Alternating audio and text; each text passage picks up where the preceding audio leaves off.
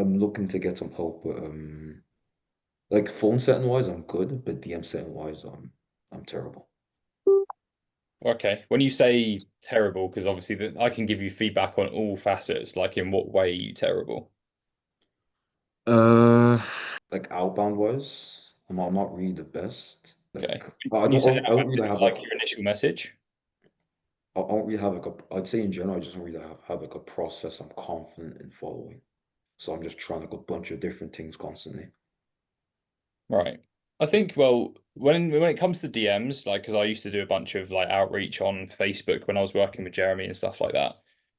And oftentimes it comes from you putting yourself in the prospect's position of like what you'd want to see, right? What kind of message would you Yeah. want to make you feel comfortable to keep conversing with another person? Assuming that you're not using the influencer's account and it's maybe your own that has like no authority or backing, what would you want to see? Mm. And one thing that I typically do, I always like to call the elephants out in the room. Like, hey, I know that I've just reached out to you out of nowhere and I appreciate you get a ton of messages. I just happen to notice X, Y, and Z, and it seems pretty relevant to what it is that we do when we help with X, Y, and Z. Is that something you'd even be open to exploring more of? If not, just let me know. So Yeah. it's kind of like you're sending a message just to put some feelers out there, but you're like totally detached if they're, interested or disinterested. So it shows you're like detached from the outcome and detached from the Yeah. ability to help them out.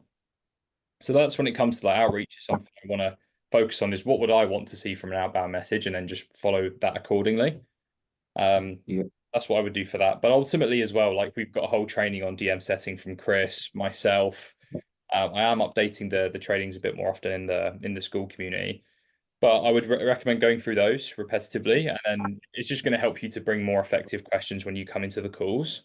Because if we do like just a whole masterclass on DM saying that can take ages, and I'd rather help you on specific areas where you're struggling just to help you move the needle. So my best advice would be just to go through the course, implement it, give me objective feedback on how that's gone, what you've implemented, and then from there we can adjust and pivot. All right. Yeah. Yeah. I'll definitely go through the DM setting course. Yeah, 100%. Go through that, implement it, and then just let me know ultimately how it goes.